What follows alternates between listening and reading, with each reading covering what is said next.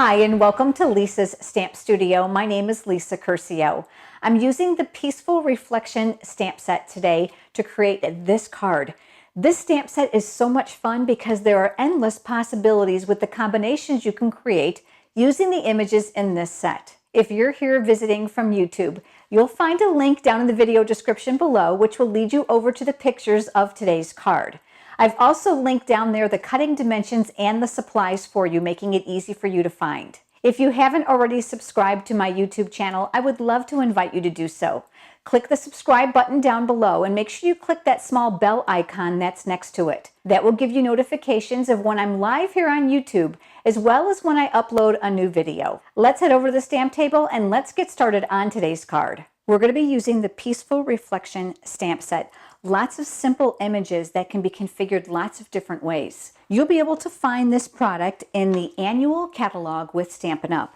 Now, if you don't already have a Stampin' Up! Demonstrator and you're interested in receiving a complimentary copy of the current catalog as well as the occasions catalog, just leave me a comment below and I'll reply to it to get your address. I'm starting with a piece of Whisper White cardstock, and this is where I'm going to do all my stamping. My first color is going to be Old Olive ink, and I've mounted the large leaf image from that stamp set. This is photopolymer, making it really easy to use. You'll see that the stamp actually turns the same color as the ink.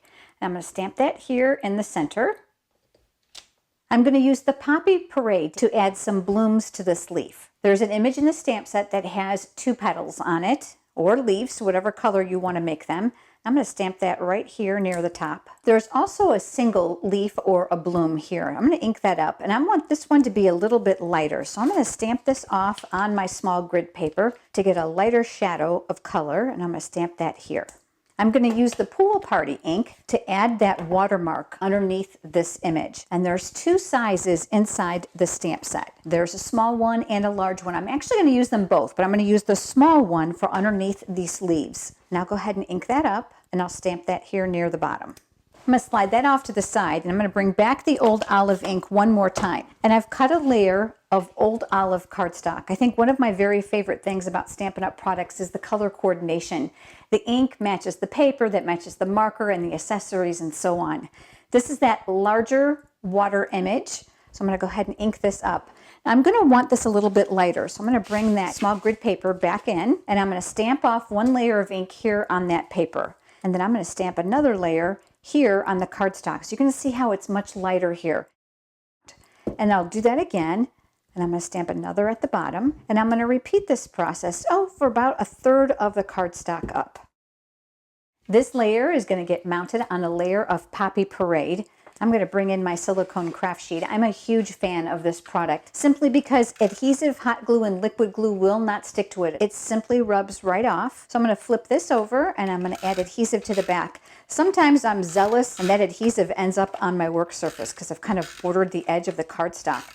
And this will ensure that I keep my work surface sticky free. And then I'm going to border this here. This only has a 1/8 of an inch border all the way around, just for a little bit of color. I also have a piece of Whisper White cardstock. I've scored it just before you joined me for the video. I'm going to go ahead and fold that in half. And I like to use my bone folder for that nice crisp edge. And then this layer is going to get mounted. So I'm going to flip that over one more time, and we'll add adhesive to those 4 corners. And then this is going to get centered on the front of the card base. Remember our image? Well, I've cut another piece of Whisper White cardstock, slightly bigger than it, and I'm going to border between them with a strip of Designer Series paper. This comes from the Brights Designer Series paper stack. A great assortment of colors in all the bright shades in the Stampin' Up! Palette, but it's going to allow me to break up those 2 layers by bringing in these bloom colors. I'm going to flip this over, and I'm going to add adhesive here in the center and just a little bit off to the 2 sides. And I'm going to mount this here to make sure I've got about the same amount of space at the top and the bottom, and then I'll press that in place. This piece is going to get flipped over, and I've got my full-size dimensionals here, and I'll add 1 in each of the 4 corners. I'm also going to add 1 in the center. I'm very cognizant that my card is going to get mailed, and I know it's going to go through that mail meter at the post office, which has rollers in it, so I find by adding sufficient dimensionals, I'm going to get a really nice balanced card on the other end, and then I'll center that here. I'm going to flip this over, and we're going to add adhesive to the back, and in addition to the back side, I want to add it here to the designer paper. That's going to go here on the front of the cardstock. I'm going to do it in the center, and I'm looking to align it so that I have an equal amount of space here and here above the designer series paper. Now let's add a greeting. This is a scrap of Whisper White cardstock, and I've decided to pull out the words from a very abundant stamp set called Itty Bitty Greetings. There are words in here for everything. Great for both the inside and the outside of your cards. And they are called itty bitty for a reason. They are small, which means when you have a large floral image or even a background stamp, it's not going to compete with that. It'll only complement it. I'm going to use the Memento ink pad, and I've mounted the words "a little hello." So I'll go ahead and I'll ink those up, and I'm going to stamp them right here on my scrap. I want just a small rectangle, and of course you could use your scissors and cut it out, but I really prefer to use the modern label punch. I'm going to flip this over and I'm going to slide that down inside, and I'm just going to punch it out. Naturally, you could use this fun shape, but I'm going to take my scissors and I'm going to trim this up to make this a little bit shorter. So I'm going to come in on each side and then just cut a straight line. I'm going to take the greeting and I'm going to flip it over, and this time I'm going to switch over to my mini dimensionals.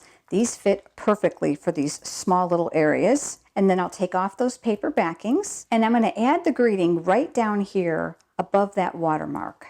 Really a simple card. This is one of those cards you can make bunches of in no time. Change up the color palette and you'll have quite a variety. This is the card we created together today, and the one I created before you joined me. If you have enjoyed today's video, please give it a thumbs up. That's a like here on YouTube. And if you would, share it with your paper crafting friends so they can get some inspiration and tips as well. Thanks so much for joining me, everyone. I look forward to seeing you next time. Have a great day.